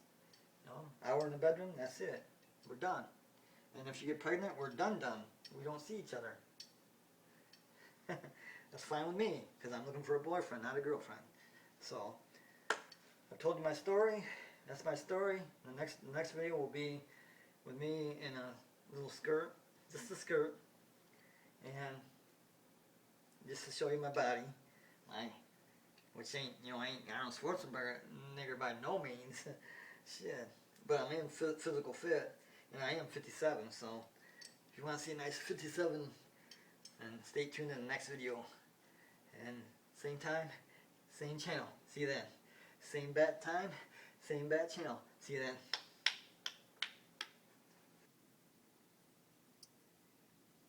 Today is 7/25/2015 at 10:58 a.m. It's before noon on Eastern Standard Time here in Kalamazoo, Michigan. And you'll hear my talking thermometer in 2 minutes. That's going to be 1 minute because it's 10:59 now. But 1 more minute, you'll hear my talking thermometer. Anyway, my yellow clutch purse, I like it, and my pink pouch purse, both shoulder purses, and I'm here to talk about having kids, actually, and having offspring, but me having nothing to do with it. So I'm talking about my physical traits, like hair. See, I didn't have this hair stomach and like eyesight. Eyesight. I had perfect 20/20 vision from when I was a kid to, I want to say 2000, probably about 2002 or 3. Then my eyesight started, I'm thinking, God, I'm going to need reading glasses. And that's what these are. These are the highest powered reading glasses from Myers. But see, this is a regular standard watch right here. And I can look at it like this, and I can see the time, 8:59, and the date is I can almost see that. Today is 7/25/2015, and that'll be my talking thermometer. Talking thermometer. Oh, let me see my watch again, because it's set by that. Oh, my watch just went off. So now the talking thermometer should go off in a few more seconds, but here's my pink pouch purse and my clutch. And now, you see, all I have is a little. The indoor temperature is 77.9 degrees Fahrenheit. The outdoor temperature is 78.7 degrees Fahrenheit. Oh, that was my talking thermometer. And I'm here talk about my health trait. I have low blood pressure, low sugar in blood, good physical condition, always been since birth.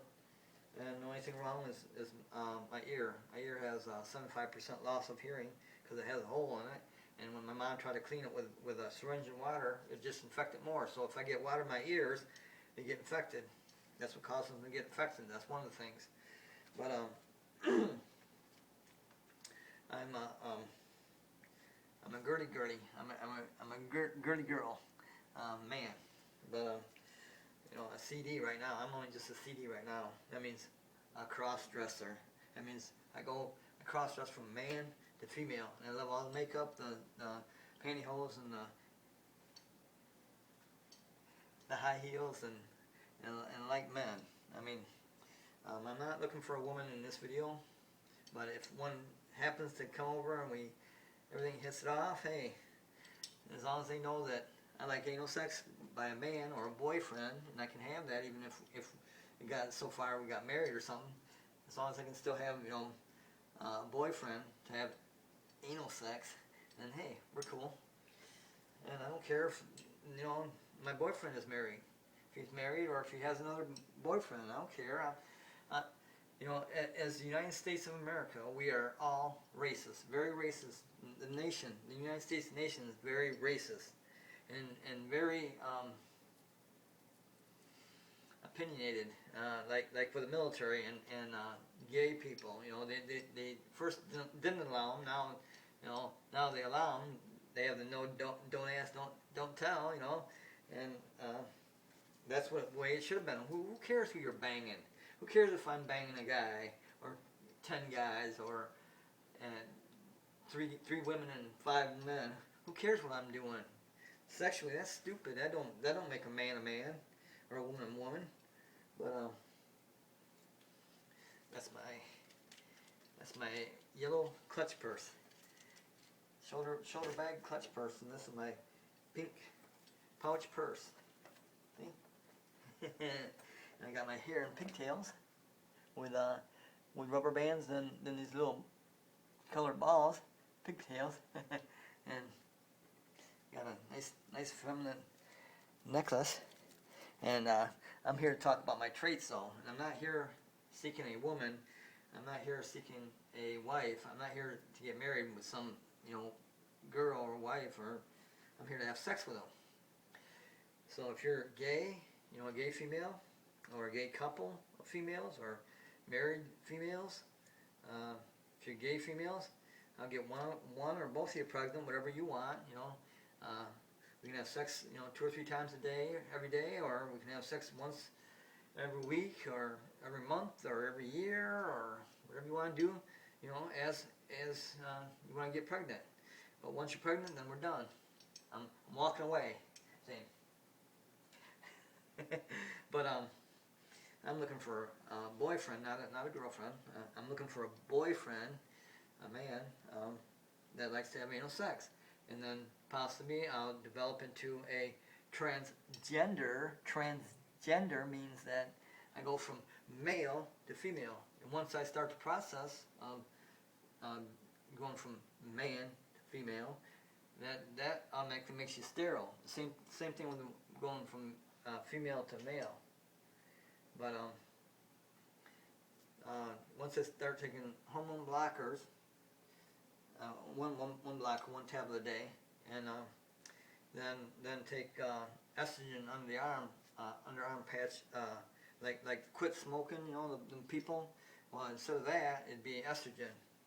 You know, your body absorbs estrogen plus have booster shots of estrogen, and then once you do that, then if you want to go full female and have a surgical vagina, then you go for surgery, which for male to female is about $7,000, and then $100 to $200 for the hormone blocker a day, one tablet, and then the estrogen treatments. So you know, the patches on the arm of estrogen and a booster shot of estrogen. That all costs about $100 to $200 a month, something like that. But the actual surgery for a surgical vagina for male to female would cost around $7,000. Now, from female to male, cost $40,000 because I guess it's more involved. But and their penis will never be, you know, like a normal man's penis anyway. But it'll suffice for what they need. And I'm not looking for a female. I'm not looking to get married. I'm not looking for a relationship with a female other than sexual. You know, for an hour or so a day, or 2 or 3 times a day, or you know, every day for a week or a month, to get you pregnant. That's all I'm here for. Instead of me going donating sperm, they freeze it, and wait for a person like you, you know, like a single woman that don't want a relationship, you know, with a man or a woman. They just want, you know, a kid. They go to that sperm bank, and they unfreeze the sperm and you know, inject it into your eggs, your vagina eggs, and do that until you get pregnant. Well, instead of doing all that, I just cut the scientific lingo mingle, you know, the test tube baby stuff. You know, why do that when I can just do it, you know, and then just walk away once you're pregnant. You know, there ain't no relationship. There's just, you know, I'm getting you pregnant. That's all I'm doing. And that's what this video is all about. I don't want a woman. I don't want, you know, unless it, you know, happens to be okay, everything clicks, and yeah, now, and we might even get married, you know, as long as I understand that, you know, I want a man, I want a boyfriend, I want to be able to have anal sex, which a woman cannot do, unless you do it with toys and stuff like that. I can do that myself, but I wouldn't have to put up with any relationship. Just do that myself. I do it now. I have a dildo that's 6.5 inches round and 6 inches high. I come every time. Whenever I get in there and use anal, I use anal lube. That's a sexual lube. It's available on eBay, or I don't think it's available on eBay. I got it from Amazon, I think, along with that, or not along with it, but I also got the thickest, biggest round dildo you can get on Amazon. It's 100% silicone, and it looks like a penis. Got a penis head, got balls at the bottom, and you know, it's a dildo. What can I say? But as you can see, I like, you know, all femininity stuff. I'm a girly girl. I'm a girly girl. But I'm 100% male right now. I'm not transgender yet. I'm just a CD. That means I'm a male that cross-dresses like female and loves the makeup, all the makeup, and you know, the nail polish and the bangles or bracelets and necklaces and the chokers you can wear, and you know, the hat, the purses, you know, a nice dress. I like to dress the same way I like video games, for the artwork and the gameplay. I love the sound. The artwork. The reason I like video games is the artwork, the gameplay, and the sound of it. You know, the different sounds is cool. I like the Space Invaders, like that. You know, and the Pac-Man, you know, I like it for the sound. I like it for the graphics. I like it for the gameplay. Same thing. I like to wear a dress for the graphics, the artwork involved, and the gameplay. You know, to get male, to get a boyfriend, and I like perfume, and I like all that. I like everything girly, and I like my hair and pigtails with the balls, with the colored balls. That's cute, I think. But the reason I'm not wearing makeup and why I'm not wearing a dress and not wearing pantyhose and high heels is because this video is for a single woman that don't want a relationship, or a gay woman that, you know, wants, or a lesbian that wants a female, which they can't get pregnant, or a gay couple, you know, 2 women married, or you know, two women as a gay couple. I'll get one or both of you pregnant. I mean, all you gotta do is call me. I'll come over, or you come over here, or we'll set up time. But if something happens, let's say, like, you know, okay, you're lesbian, okay, and I'm kind of like a lesbian, you know, because I like to be you know, female. I like to dress female, and I like to be female. I'm a girly girl. I'm a girly girl man, and I think I was born physically, or not physically, mentally. I think I was born mentally female, but I was born physically a female. Or I'm all mixed up. See, I'm dizzy already. You just need the blonde hair. Just need the blonde hair. Okay, start that over. I was born physically a male, and I'm perfectly healthy. No problems with me, and don't have to take any medicine. No epileptic seizures in my family at all. We're good physical, healthy people. No diseases, no blindness, and none of that stuff. We're like one arm don't work, or or cramped up or whatever. Got two feet. The only thing different about my feet is my right side is 6.5, is a 6.5 size, and my left side is 8.5. So there's two sides of distance between my right side and my left side, my left foot. So that's not no big deal. The only reason is because my right side is high arched. It's high arched like that, and my left side is very low arched, but it still has an arch. It's not flat footed. So that's the only difference between then my ear. I have a hole in my eardrum, and I had trouble with my ears, mainly my right ear. And once it starts leaking, it just keeps leaking.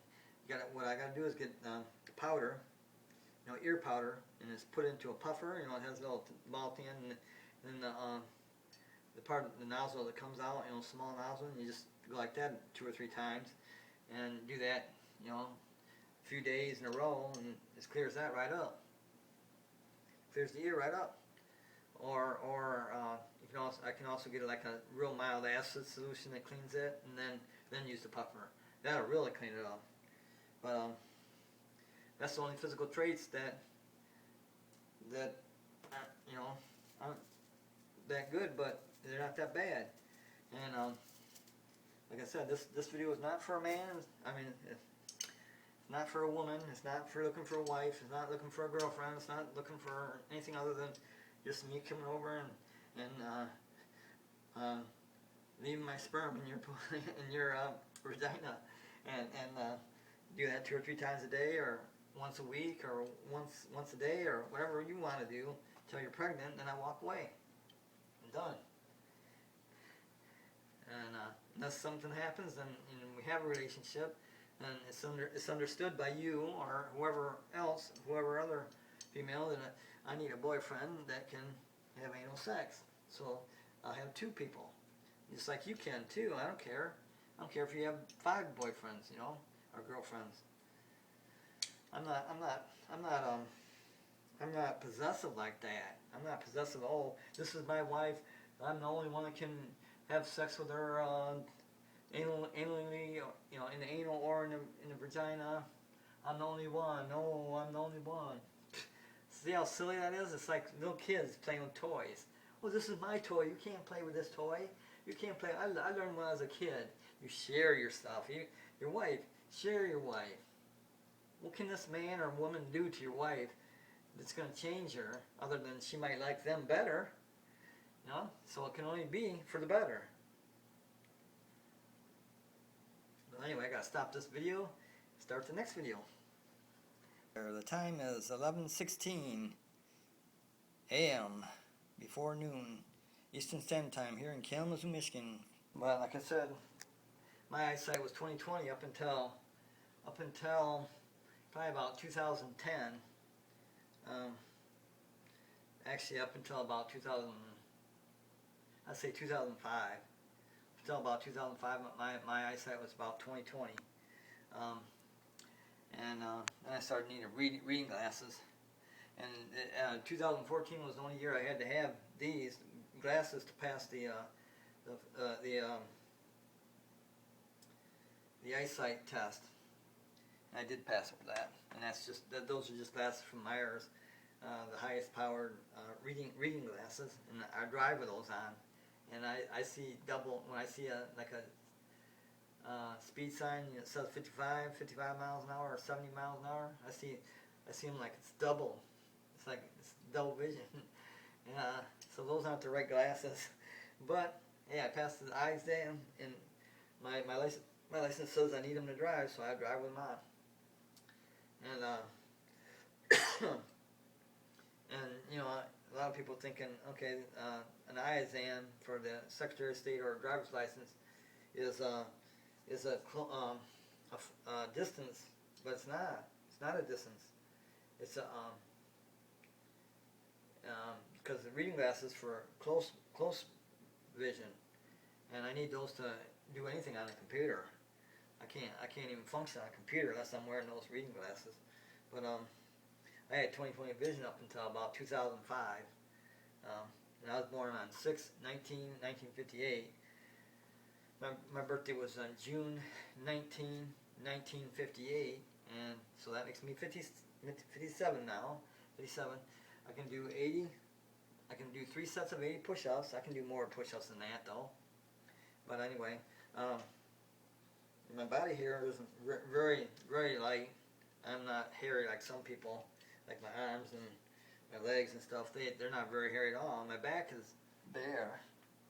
See? Back is bare. I mean, it's not hairy at all.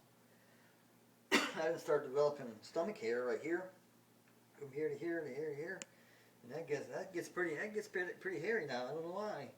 I didn't start doing that until recently, like last 5 years or so. So, what, 2015? It's about 2010. 2010, I started getting significant hair in the stomach, and I had hair right around the nipple, and that'd keep growing. I mean, it got probably 2 inches, and I shave it every so often. But then hair around it, now hair around it is like my stomach. You know, it gets shabby, and never really had lot of hair on my arms at all, and I don't have any hair on my back, and underarms normal, and penis area normal. And I'm just not a hairy person. I'm a very light, thin hair. And then like I said, I had hair transplants from here to here. I had 2 hair transplants. One in 2000 cost me $10,500. One in 2002 it cost me $7,500. So I spent $18,500 on from here, right there to here, for hair transplants. And each transplant they did 1,200 transplants, but they usually add in another 100 or so. And what they do is they cut in the back of your head from this ear to this ear, cut across here about a 1-inch strip, about a 1 to 1/8 inch strip of hair. They cut out. They cut it out as like 5 strips. So they got a thing that cuts like 5 strips as he cuts it out. I guess I think that's what it is. He takes those 5 strips, give them to the nurses, and they have magnifying glasses on, and they separate it, and they separate the hairs from 1 to 2. They take that strip and separate the hairs to 1, 2, and 3 hair increments. And they separate it and then put it on this thing, and then separate it and put it on this thing. And you have 4 or 5 nurses doing that. After the doctor sews that patch, that strip of hair he took out, he sews it up. And after he does that, then you're sitting in a chair, you're laying down on your face while he does that, on like a bench.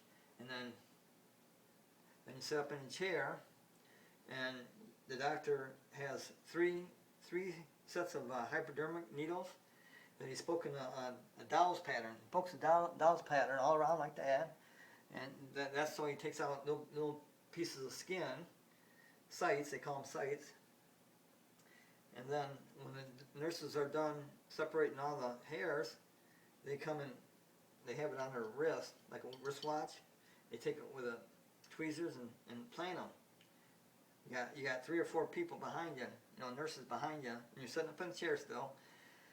And they take them like this and put them there, Each one is doing that. Each one is doing that. Try not to get each other's way. They got it organized, because you got 3 or 4 people behind you doing that. Putting in the sites that the doctor made with the hypodermic, different size hypodermic needles. He has 3 different sizes, and they have 3 different size, 1, 2, and 3 hair increments. So that's what they do. They place them in there, and that's how a hair transplant is done. Then they wrap you up and with gauze, and then they put like a shower cap over it, and you keep it like that for, I forget how long that is, a week or something like that, and then you go back and it doesn't. Oh, okay, yeah, looks good. And then they remove the stitches. Or mine were staples. They remove the staples after a couple weeks, but because they staple that patch of hair they took out from here to here, inch to inch and 1/8. They staple it together, or they stitch it together, and then they have to take it out. But or they have it dissolving stitches, I don't know. But mine you had to take out. They were staples, steel staples. But then the first time I think they sewed it but it still had to be taken out. The second time, in 2002, and then the second time in 2001 the first time, 2002 the second time. All I need is the blonde hair. With steel staples, but they had to take it out. But then I was done with that, and that's what you see there. You see there for the hair transplant. I'd have to have 3 or 4 more hair transplants to cover all this in the back. See this, all that in the back, right there. So you can see it. It's all bald. I'd have to have probably 2 or 3, maybe 4 more transplant at 1,200 hairs. I have to do that if I wanted it to be, looking good. But point is, hair transplant does work, and that's one of my bad traits is being bald. Without surgery to correct it. But my good points are I'm physically fit. I can run, do push-ups, I can pull-ups, I can do weights. I'm physically fit. And right here's what you see as 57. I'm 57 years old. On today, July 25, 2015. But see, not very much hair there, not very much hair there, not very much hair. A little definition. I'm doing the push-ups probably. And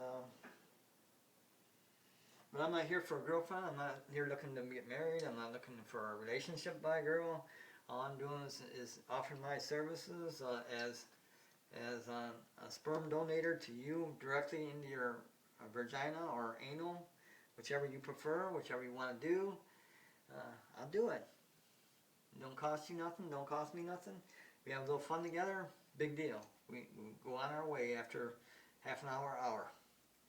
And we can do it 2 or 3 times a day, once in a while, once a month, whatever you want to do. And once you're pregnant, then I'll walk away. Unless something happens, we can have a relationship, hey, that'd be cool with me too. But it's to be known that I want a boyfriend that I want to have, anal sex with. No matter if we marry or, me as a boy to a girl, or, if I have a transgender reassignment, the transgender or a sexual reassignment, whatever you want to call it, I'm dressing as a woman. No matter if I have a woman or if I have a man, I'm dressing as a woman. And I'm using all the makeup, the pantyhose, the high heels, and the holding the hands, and the kissing and the hugging, and the anal sex. And vagina sex if that's what you want to do. Or if a relationship ends up that way. But this video is not for that. This video is to tell you that I'll donate my sperm directly instead of through a test tube and then to you. Test tube baby. Can have a test tube baby. It happens every day. But I say skip that and just do the physical thing, natural way. Have natural birth or have a C-section or whatever, however you have birth. And race don't matter to me. You can be black, white, Mexican, Chinese, Japanese. I don't care. As long as you're a legal alien, like Donald Trump says, you gotta keep the illegal aliens out. because they just cause trouble. They're rapists, they're rapists, they're robbers, they're thieves, they're, the bad people. You gotta keep the bad people out. Once you break the law and enter the United States illegally, you're a lawbreaker and you're a criminal. You're a criminal. I mean, by definition, you're a criminal, not by Donald Trump, but by definition, you are a criminal, like Donald Trump says. He said nothing wrong so far. I have not yet seen or heard Donald Trump say anything that wasn't true. And so if you're an illegal alien in the United States, don't call me. Don't call me. I don't want you. I don't want another illegal alien in the United States.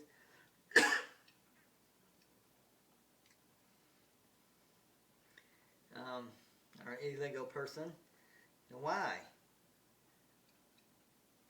And Donald Trump is 100% right, so I always say, vote for the Big D, vote for Donald Trump. Because he'll make the best president. He's worth $12 billion. He knows what he's doing. He knows what he's saying, and he ain't taking nothing back, and he doesn't need to take anything back because he hasn't said anything wrong. He's right. He's a genius, Donald Trump. And I think Arnold Schwarzenegger, he's like the American dream, and he should be able to run for president, but since our Constitution says that you have to be born in the United States, and he was born in Austria, that's the only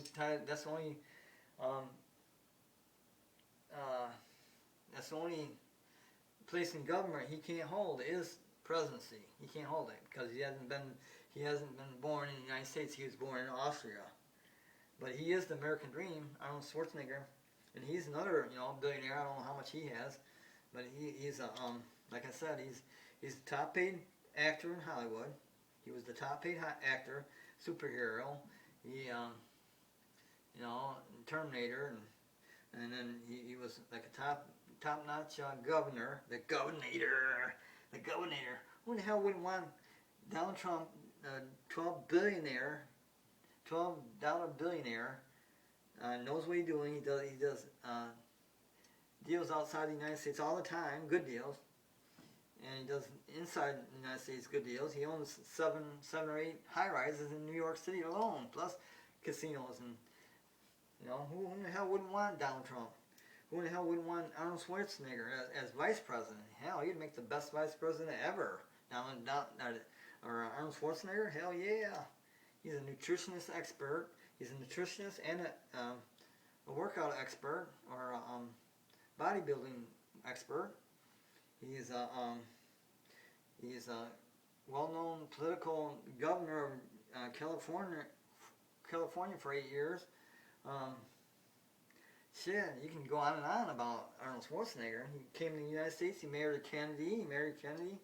He lives the American dream. He is the American dream. Arnold Schwarzenegger is the American dream. No matter how you look at it. We need to change that constitutional law. That you need to be born in the United States. It doesn't matter if you're born in the United States. The reason that law was there is to keep the British out. Back when, the British are coming. We're always against the British. So we didn't want a British in office, so therefore we made that law of having to be born in the United States. So British are, but the thing is our presidents are elected by votes. So if we voted a Britisher in there, if a Britisher ran, then that would be our own fault anyway. So that law is stupid. It's like Donald Trump says about most of the government people. They're stupid, and they don't know how to make deals. They're stupid. And there's another word he uses a lot. He says they're stupid, and they don't know what they're doing. The government people don't know what they're doing, and they're stupid. And they make all bad deals, because otherwise we wouldn't be $18 trillion in debt, now would we? I gotta stop this video.